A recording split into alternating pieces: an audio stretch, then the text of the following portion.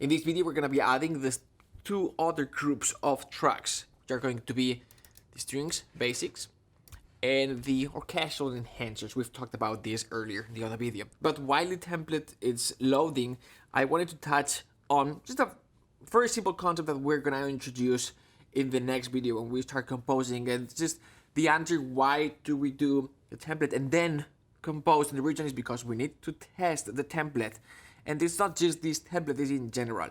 Usually, the common problem when creating a template is someone will say, I'm gonna create an orchestral template. And then they will create a template, and there are two options. You can create a big template or a small template, or none. There are composers that do not use a template. But let's say that we do build a template, and the beginner's composer mistake that I've seen doing is, I'm gonna build a big template and I'm gonna load every single patch that the library offers me, or the multiple libraries that I've got offer me. So I've got everything that I need available. So I'll sit down and I'll start composing. And while this idea makes logical sense, it also brings problems and complexities. And we're not gonna go deep here, but the more instruments that you need to load, the more RAM, the more CPU. At some point you're gonna need two computers, and that to me is called complexities and problems. You can handle them, you can accept them. I actually have two computers, but you have to understand that those things are there. I don't have every single articulation that I could need. I have a template that works for me, which is the other option. You can also go with a smaller template. Now, when you go with a smaller template, you will have to decide what exact patches you're gonna load. And so, in my case, at some point, I decided to go with the smallest template possible. And yes, it's been growing over the years, but still, when it grows, it's like, what's the minimum, right? And I always try to have as few tracks as possible. And so when you have few tracks, you may think, I don't have enough, right? If I need to write this type of music, I don't have the instruments loaded, which is perfectly fine. You can always load more instruments. A template is just a starting point. So I'm gonna say two things here. One, don't try to be perfect. And two, find creativity from limitation. So when we are creating a template, and we are going for the small version, and even for the big version, what we are creating, it's a hypothesis. We're hypothesizing this is gonna give me the tools that I need to compose the type of music that I need to write or to compose, but we still haven't composed that music. We have to compose that music to see if the tool works.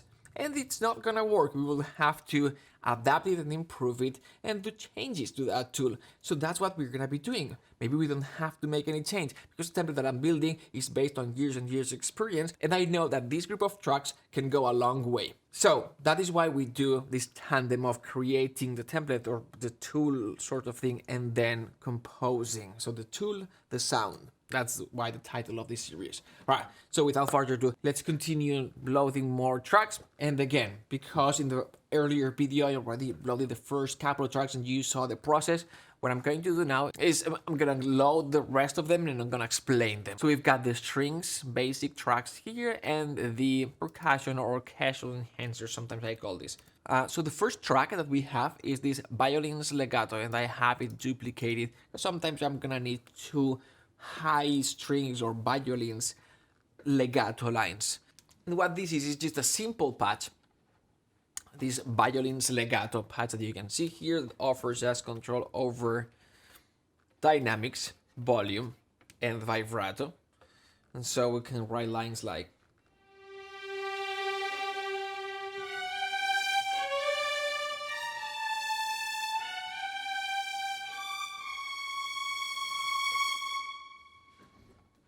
and we've got two of them.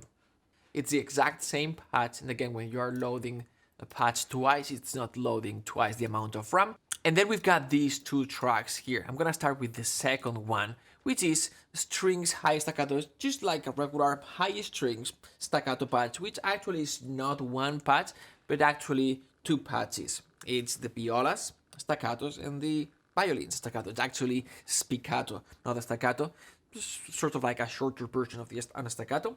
And if we go down here, we're just gonna have the violas, and as we go up at some point we're gonna have the violins coming in as well. Now We're gonna have a little bit of overlap, and that's okay because I'm just going after these sorts of like ensemble, high strings ensemble staccato sound. All right, and that's what we've got here. Now this sound, because one, we are combining violins and violas, two, there's a little bit of overlap and the stacking, it's gonna sound bigger and thicker and unison type of sound. We could get rid of a little bit of reverb here if you want. Now if we want this, the typical more open in octaves type of staccato, we've got this patch, which I find very useful. It's the strings high staccato in octaves. Basically, we will hit that note, or this note, or this note, and what we're gonna hear is actually half of the violins performing this note and half the violins performing this note. We're gonna get that high strings in octaves or violins in octaves type of sound, which it's going to open the sound. It's gonna sound a little bit thinner, but when we orchestrate, it can open and enhance the orchestration, make it sound bigger. All right, so those are the staccatos for the high strings, and then we've got a separate track for the low staccatos, which in this case, this track is going to compete or go with the high staccato strings.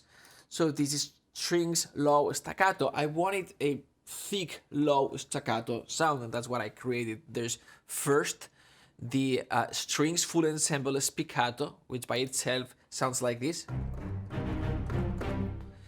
and then I added the cello that has a little bit more aggressive sound with this spiccato patch, and then the double bass spiccato that's going to add that low end that we need, and them all together type of sound. All right, so we've covered the high strings legato type of thing, then the staccatos, both for the highest strings, a thinner one and a thicker one, and then for the lowest strings, thicker one. And now we're gonna go for the long notes. We're gonna have the strings long, which is a patch that we described earlier, it's up there. And then we're gonna have, which is just an ensemble strings patch that we've seen earlier. And we will also going to have the strings low, long notes type of thing, which is just for the long notes. And this one is just this one patch.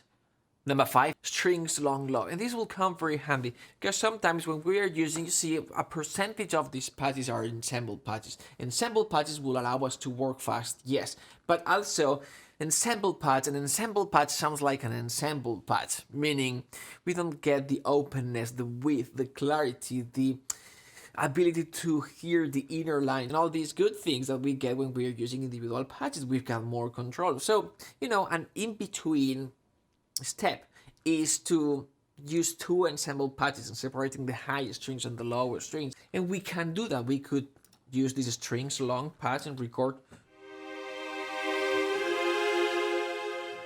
right? And then record the strings low.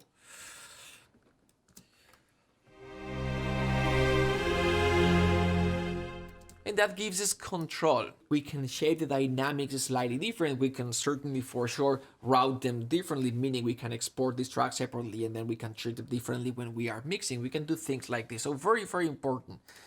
The next patch is going to be the double bass sustain, and this is just this one regular patch, double bass patch, double bass staccatos, double bass pizzicatos, not much to say about this. And then we've got another one that's going to be very common and very useful, which is the double basses and the cellos legato in octaves. Very useful patch. At some point you may ask why these specific patches, and basically it is, to me, if you open a score and you start looking at, okay, what are the things that are most repeated, like if you've got one of the Beethoven symphony, of course you're gonna need way more than this to be able to replicate something like that. But the typical orchestration techniques and the typical groups are going to be these ones. And of course, there's gonna be a whole lot more than this. But this is a good starting point. And hey, we just got 35 tracks here. We can do a lot of damage with this. All right, so we're gonna continue. We've got the cello legato and the cello tremolo, just the regular cello legato patch and the cello tremolo patch. And again, we will see how to use this and how useful just these tracks can be when we start composing. And I'm gonna say this one more time. Yes, you may feel limited just with these tracks, and it is limited, but we have to be creative and we have to find inspiration and creativity from limitation. And there's a lot that we can do. Imagine that you are traveling and you just have like a laptop with 8 gigs of RAM or 16 gigs of RAM. I assure you that we could do a lot with this, and we'll see this later on when we are composing. All right, and finally we've got the orchestral enhancers. We've got the clock, marimba, xylophone, timpani rolls, grand cassa, toms, highs and the lows, the snare, the highs and the lows, piatti and tam tam. Not much to say here. Timpani rolls for the timpani. It's basically a timpani roll, and what I've done is, as you can see, this one is deactivated. That means that this one will not work, which is just the regular hit. And I separated this track because I want to have the rolls and the hits separated. So this gives me rolls which I can either control like this, for sort of like the low rumble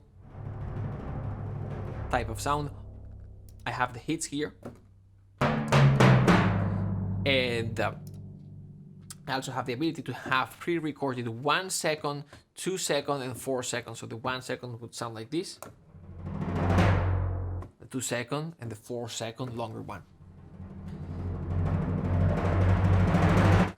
etc. And then the rest of the patches are quite self-explanatory. You can go ahead and load them, open them, and explore them. I'll explain them a little bit more in depth as I'm composing, and you'll see how I use the entire template. All right, so this is the end of the second video, which ends the series of building the template with Nucleus. In the next one, we're gonna start composing. I'll see you there.